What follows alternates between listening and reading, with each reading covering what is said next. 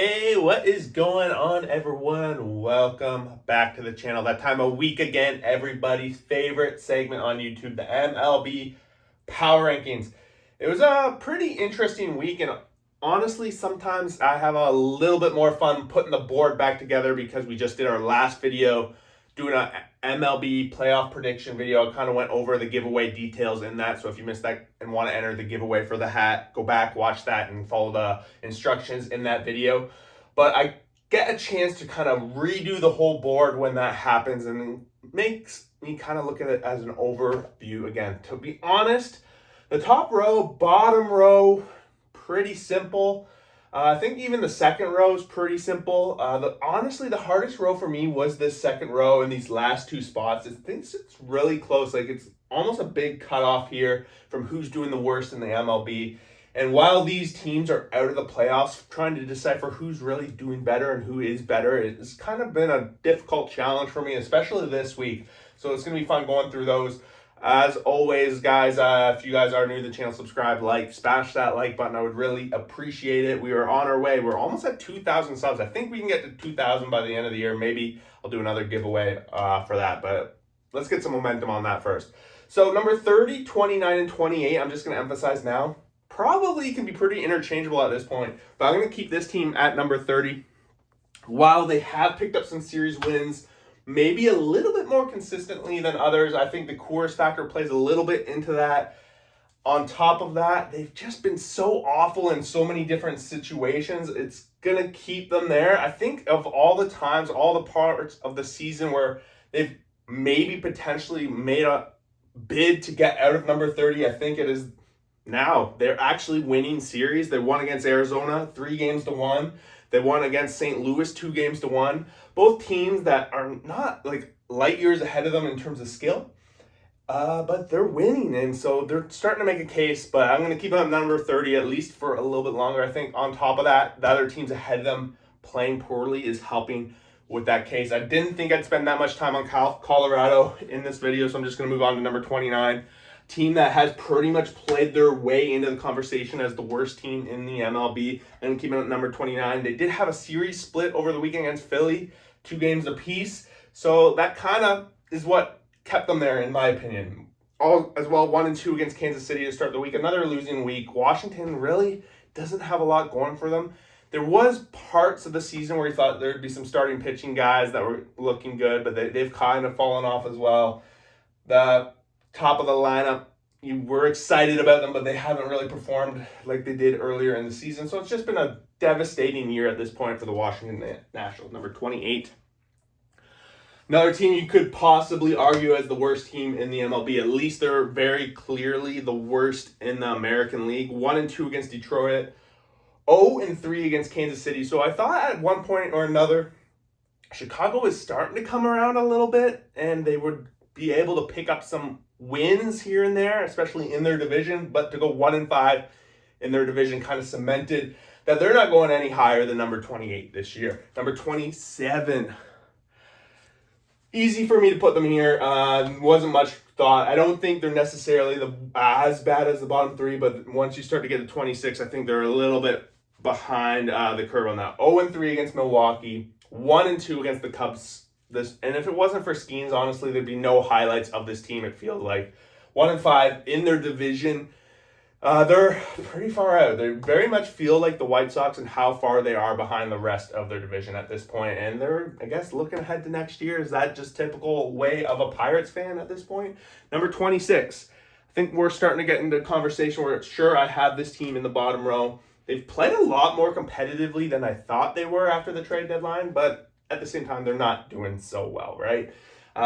You could argue maybe start moving them. I think once you get to 26, this next row is a little bit interchangeable between a lot of these teams, but you got to rank them. So here we are. Minnesota, 1-3 against Detroit, 1-2 against the Yankees.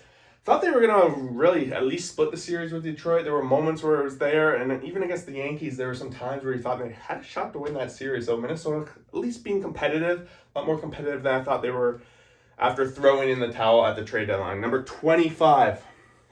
I'm keeping them in the bottom row for just one more week at least. They did show signs this week, especially today, that they're not exactly a bottom row team. It's not been their year. A lot of things did not break their way, and they're starting to bring up even more of the young guys. They've been known as the young roster, up and coming. We saw that last year, and then starting to see a lot more of those guys even come this week with a couple of debuts from their high prospects, with Basalo and Beavers coming out and getting their first games under the Baltimore Orioles belt. But I'm going to keep them here in this bottom row. They did have a winning week overall. 2-1 against Seattle, 2-1 against Houston, against two teams that have been top row teams all season long, American League West. Baltimore has been one of those teams that has competed against every team. Even when Toronto played them a couple of weeks ago, they really demolished them as well. So Baltimore is not a team you want to sleep on.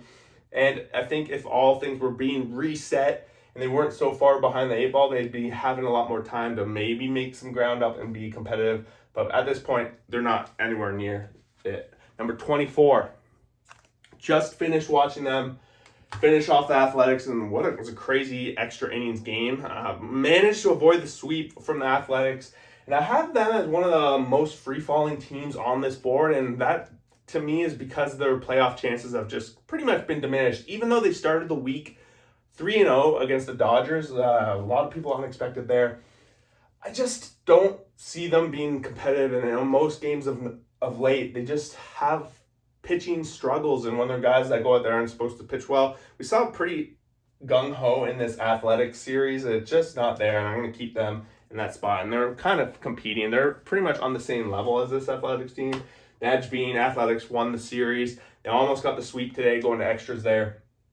Of course, they were at home in that case, but Athletics, I think with the young and the prospects of this team, has a little bit more of a future bright side. Feels that way, at least coming from me. So the Athletics, like I said, 2-1 against the Angels, and then they also go 1-2 against Tampa. So overall, 500 week against two teams that are exactly in the same spot. So number 22, speaking of which, they win both their series this week after a guy commented last week kind of emphasizing how bad they've been over the past 6-7 weeks, and I don't disagree. They do manage to go on a West Coast road trip and win both series against the Athletics and against the Giants, and Tampa Bay continues to be competitive. The pitching continues to keep them in ball games all the time, and we're seeing some crazy offensive juggernauts on this team that just kind of go under the radar, probably because they're playing on a mediocre Tampa Bay team this year. But with the playoffs kind of out of reach, they're going to be playing pretty much spoiler baseball, especially in this American League East, which has 3 teams competing for division, 3 teams competing for playoff spots, trying to get those buys. Tampa Bay is going to play a key role in those series. Number 21. Falling down the board, I think this is one of those situations where when we're starting to look at 26 to 21, wouldn't really argue too much with anyone if they kind of start interchanging us, and I think a lot of it is due. St. Louis kind of had a better season, at least for the first half. It keeps them on the edge at the top. As of late, not so much. 1-2 against Colorado, 0-3 against the Yankees. Overall, 1-5 on the week. And the pitching not really being as consistent as we first saw. Sonny Gray starting to struggle a little bit. The bats slowed down, and I think we all knew that might have been coming. And the rest of this division is just seems to be light years ahead, other than Pittsburgh. But St. Louis kind of playing out the rest of their days over these next 6 weeks. Number 20. We're starting to see a team that should have been in the playoff conversation. Probably had they been playing like this maybe a month and a half ago, they'd be right up in there in the conversation. They've just dug themselves way too much of a hole. 5-1 week overall, 3-0 against Cleveland, 2-1 against the Mets. Just a fun week if you're Atlanta Braves fans. Some come from behind wins, some offense, and kind of seeing glimpses of what this team could have been had the season not been so disastrous up until this week, really. Atlanta has their way. I think overall we could see them move up the board. They're not going to get into the top 2 rows just because the playoffs are pretty much out of reach. But I think overall they are quite a competitive ball club. Number 19, Arizona Diamondbacks.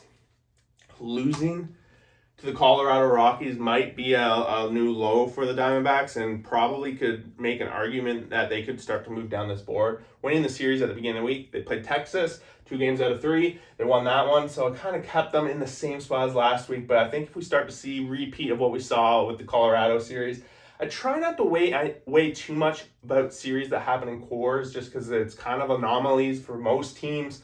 Of course, they play cores a lot more often. They're in that division. They got to kind of be able to play a little bit better. So depending on how next week goes, we could see Arizona drop significantly compared to some of these other teams. I don't really think the upside is there anymore for Arizona. But they are going to maybe try to catch the San Francisco Giants at number 18. Saw a stat today, since the Devers trade, San Francisco has the worst record in the MLB. Across all the 30 teams from that date, they have the worst record, which is just astounding because that trade was supposed to leverage them into a division title, at least in the division race, and it's been the complete opposite. 0-3 against San Diego, 1-2 against Tampa Bay. San Francisco has been just free falling. I'm stopping them in the third row, but it's starting to look like they're going to continue down and fall into that set bottom two rows, maybe even to the bottom row if they keep this up. I think with the one thing they got to be frustrated with in San Francisco is these starters just keep putting out good starts, and that's kind of why I'm keeping them up, because they have the consistent starters going. They just have no offense. They got to figure it out. It's running out of time. They're still technically in that playoff hunt. And yeah, number 17, a team that is a little bit behind San Francisco in terms of playoff chances likely, but I think head-to-head, I would put them a little bit ahead of San Francisco, at least at this point. They've been playing much better baseball. Overall, wasn't a great week for Miami.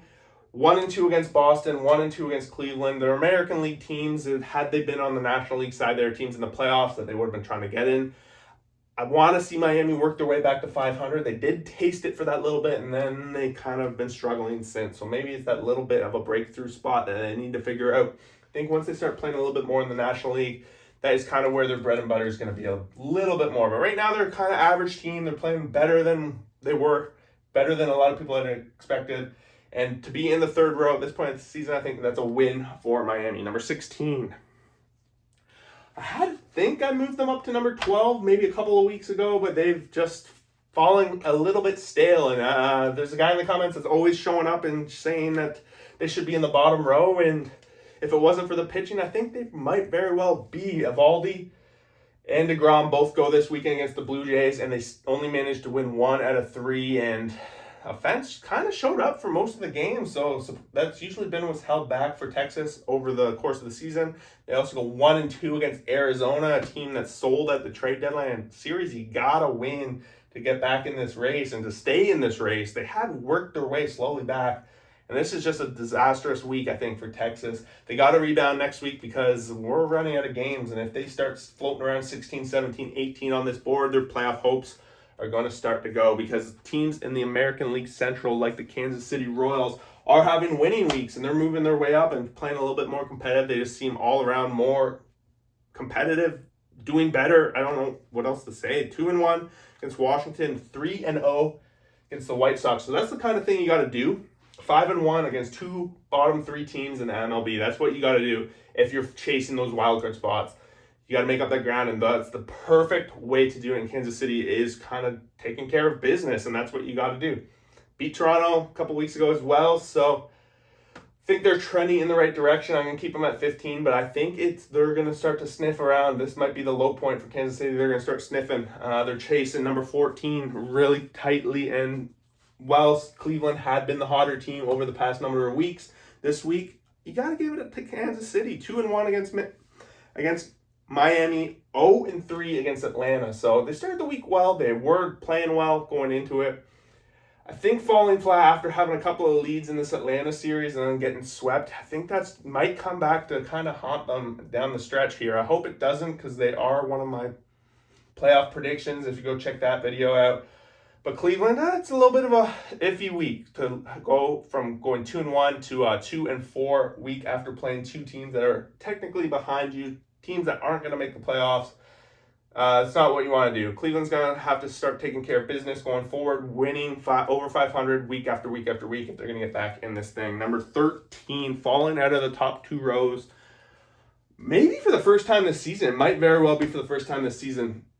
1-1 so far against Seattle. As you know, if you have been watching this channel forever, we do this video before the Sunday Nighter. So Seattle and the Mets, they were in a rain delay, I believe, at least a delay. I assumed it was rain when I started kicking this video off. So hopefully they kick off very shortly, but 1-1 there.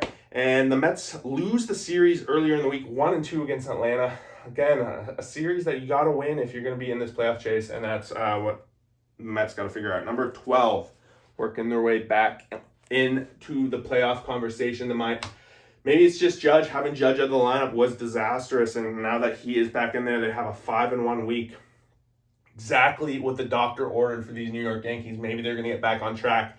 2-1 against Minnesota, 3-0 against St. Louis. So they're taking care of business against the weaker teams. Now they have a big week in terms of schedule, in terms of division. They're playing Tampa, they're playing Boston, both teams that play them very well. Tampa always plays the Yankees well, pitching-wise especially. So a big 6-game set there for the New York Yankees. How they play this week, I think, is going to really set them up for the rest of the season. Number 11, I think this is the peak so far for Cincinnati, avoiding the sweep today against Milwaukee, avoiding another come-from-behind loss against Milwaukee in extra innings, salvaging. Cincinnati also went 2-1 against Philadelphia, so 1-2 against Milwaukee.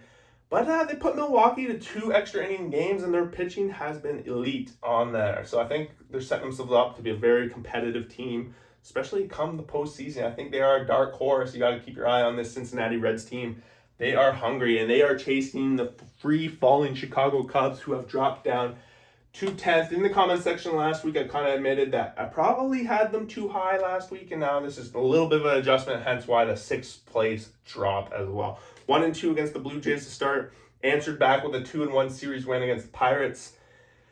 Come from behind win again today, so they very well could have lost the series against the Pirates. There is got to be some concern here after having such a big lead in the NL Central, getting that erased. Now they're a massive deficit to the Milwaukee Brewers, and they have the Cincinnati Reds nipping at their tail for wild card, for possibly not getting in. The Cubs got to be a little bit concerned, but right now they are at least trajectorying their way there. And in my opinion, there's only one team out of these 3 that are going to miss.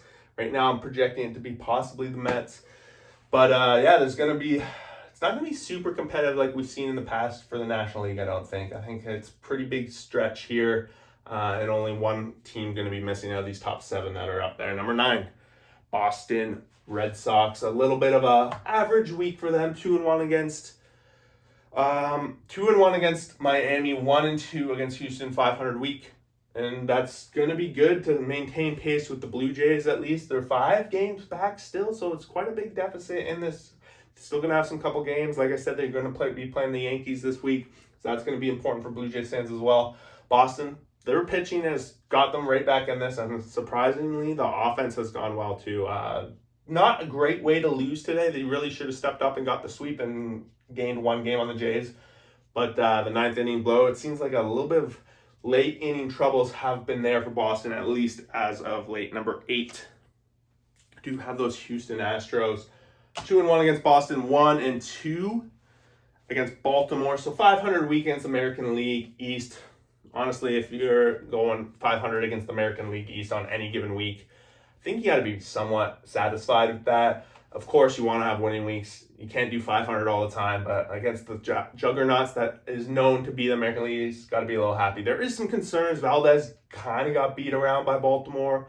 Javier, little concerns what happened today against Baltimore. So their rotation, while dealing with injuries and guys were coming back, is it going to be solidified enough for a postseason run? It's a little bit concerning for Houston at this point. Seattle has been marching their way to first in this division, and at this point I have them having the edge at number 7. They started the week flying high, sweeping San Francisco, taking the lead in the division while they go into and play the Dodgers, and everything pretty much went disastrous from there. They get swept by the Dodgers over the weekend here. 2 of the games they lose by 1 run. It's got to be bringing back some emotions for Padres fans that this is just a team that they can't beat, and it's the Dodgers that they can't beat. And if you can't beat the Dodgers and you can't get over that hump, this is pretty much as high as you're going to go as a Padre. So there is that. At the same time, we saw Dylan Cease, we saw Yu Darvish going for the Padres in a playoff situation. I don't think you're seeing those 2 guys. Whereas on the Dodgers side, you did see the top 3 guys coming out of their starting rotation. So got to keep that in mind a little bit, but at the same time, 0-3 is 0-3. Number 6. I got the Detroit Tigers maintaining second place. Maybe they might have taken first place today now with the Blue Jays loss, but they're in there in the top of the American League, maintaining first place at the very least in the American League Central. Big series win got to be confident in both their series wins this week. 2-1 against the White Sox, 3-1 against the Minnesota Twins. And that's kind of what I leaned into when I talked about my playoff predictions, that they're going to have those teams more often than the other teams in the American League. It's going to help them get to the bye. And I think Detroit's really going to want that bye, especially come playoff team. But again, like, what team doesn't? I know it hasn't really worked out in the past for a lot of teams. But at the same time, you want the bye. Number 5. Dropping a couple of spots on the back of a 2-2 series with Washington National. Not exactly what I want to see. A little bit of concern as well with Aaron Nola making his return this week and kind of getting beat up there. But at the same time, they have a solid rotation that has delivered for the most part on most games. Philadelphia also went 1-2 against Cincinnati. So overall, 3-4 week.